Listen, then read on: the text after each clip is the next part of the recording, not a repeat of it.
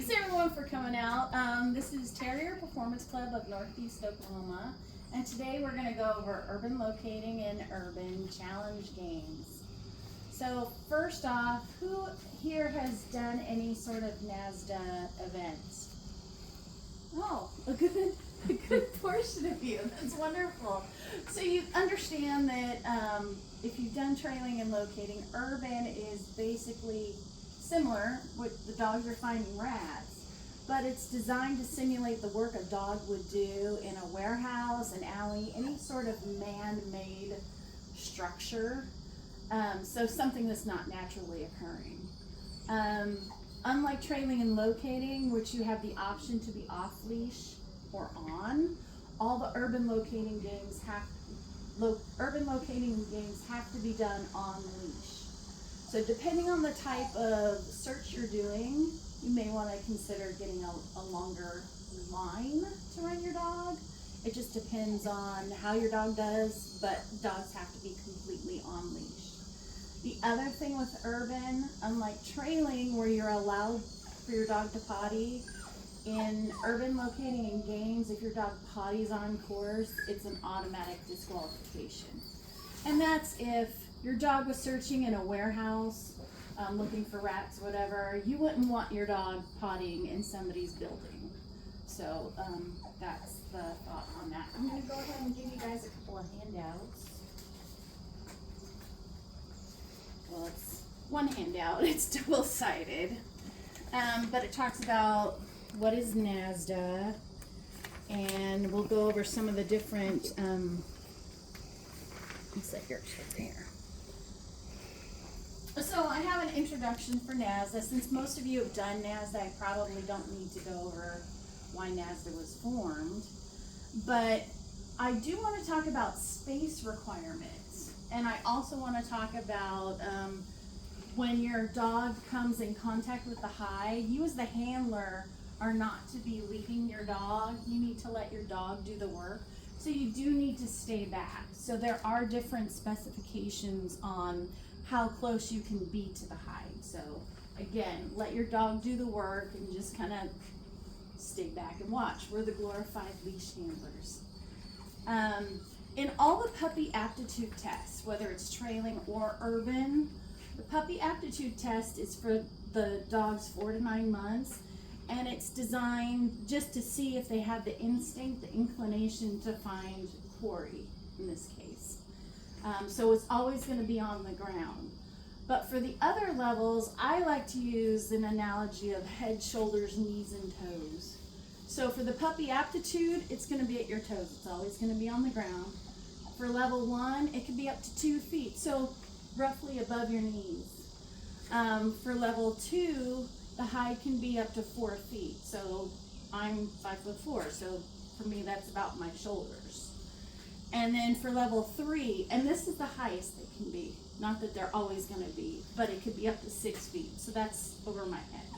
So again, that's why I use the head, shoulders, knees, and toes.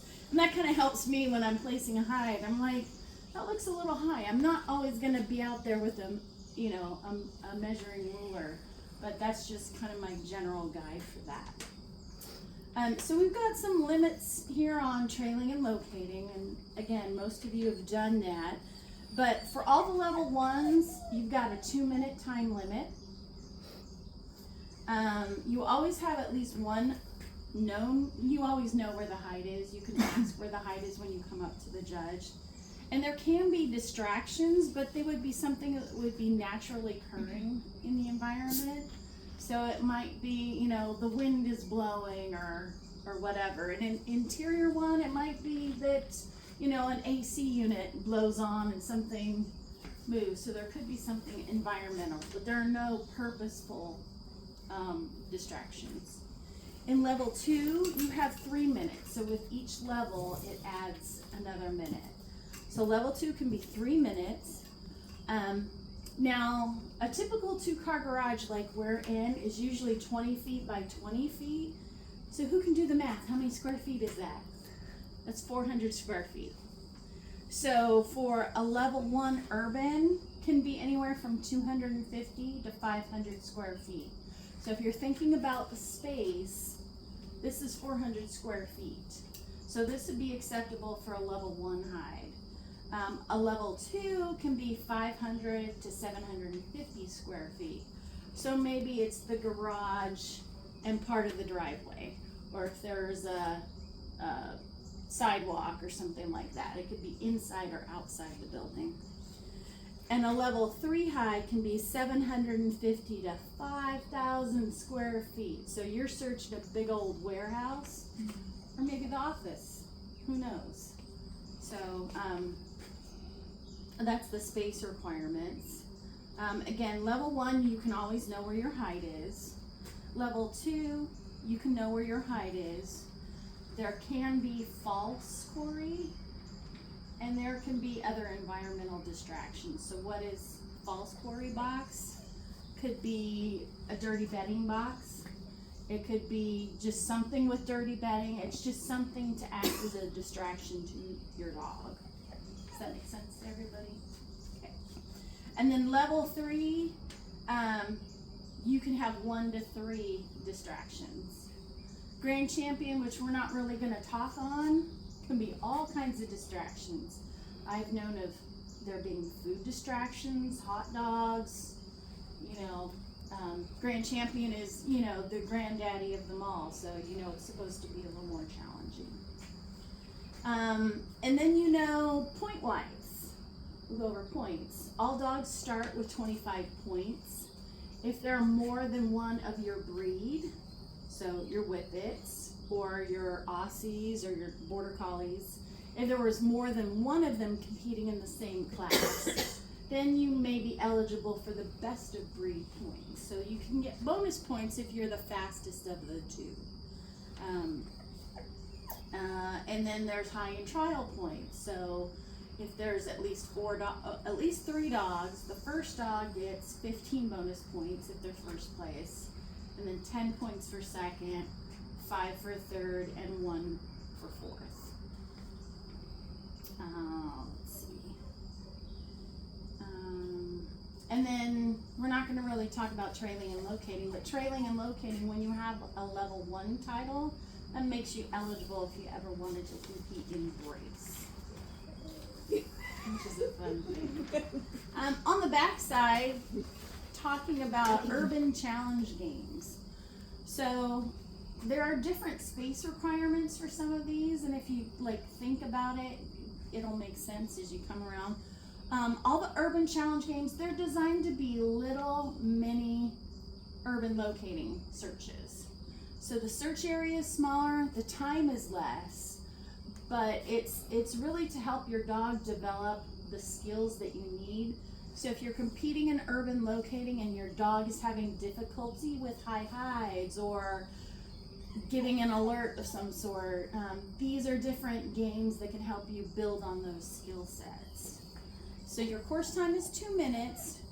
Your search area can be 400 to 1,000 square feet. So we talked about this garage being 20 by 20.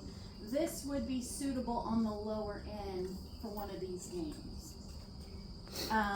You do have to have an empty quarry cage. That is required. All your hides are blind. So what does that mean? Do you wear a mask? No. It means you can't know where the hide is. So if we're gonna set the hide, you need to be out of range. It doesn't mean like in barn hunt where you have to be all confined in a blind. You just need to be away.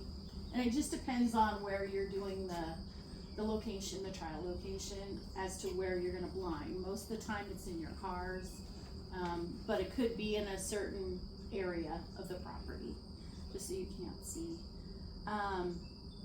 The course can only be set once, so those of you with more than one dog, you can only run one person at a time.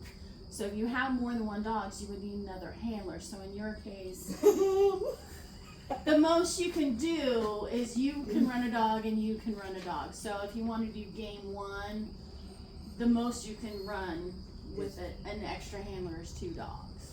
So you can't, if Roz has run her dog, she can't run one of your dogs. She can't run one of mine. Okay. So they want the handler to not know where the hide is. So if you've already run it, But we That- could do like game 1, we could do 2 of our dogs, and then enter the other 2 in game 2. Sure. Okay. Yeah.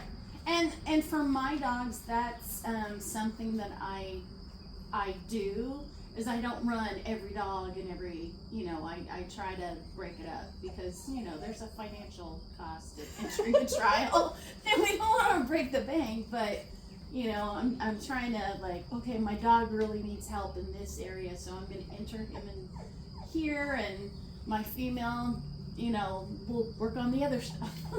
So, let's see. There's 2 distractions or quarry cages with used bedding. So there has to be 2 distractions. It could be toys, it could be food, it could be quarry boxes. Any questions so far? Okay, so with Urban Challenge Games is a little bit different than some of the other stuff, but there are titles. So when you have 100 points in a specific game, you get a title for that game. So game 1 is a distance challenge. So if we were to say that the garage door opening is your start line, your search area, again, is 400 to 1,000 square feet, but we know that this is 20 feet wide. And the furthest it can be in, your dog can search the whole building, but your height has to be somewhere between about here and about here. Does it make sense for your dog to go to the back of the building? But this is your search area. So your height's gonna be somewhere in this range. You can't pass the start line. So again, you have to be back there. So if your height is here, just make sure you have a leash long enough because you cannot pass the start line. Now when your dog alerts and the judge calls alert, then you can go in and reward your dog. So you don't have to stay back there for the reward. Game number 2 is the one that nobody likes, but it's you make the call. It's learning to read your dog. It's just like scent work, nose work, barn hunt, whatever sport you have to do where you have to make the call. And it's building that relationship with your dog to be able to read, when is my dog found the quarry? Or is it a hot dog? Or is it a rat? So if you need to work on that this is a game for you. It can be up to 48 inches high, so again, shoulders. Game number 3 is elusive rats. So that is an elevated or inaccessible hide.